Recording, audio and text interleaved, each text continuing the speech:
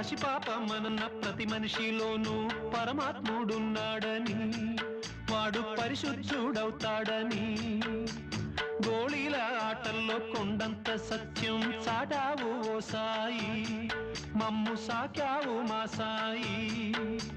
వాసనలు వేరైన వర్ణాలు ఎన్నైన పూలన్నీ ఒకటంటివి, నిన్ను పూజించ తగునంటివి. మా తడిలేని హృదయాల దయతోటి తడిపి కలుపుల్ని తీసేస్తివి, మాలో కలతల్ని మాపేస్తివి. మా పాపాల తొలగించు దీపాల నీవే వెలిగించినావయ్యా, మమ్ము కరుణించినావయ్యా.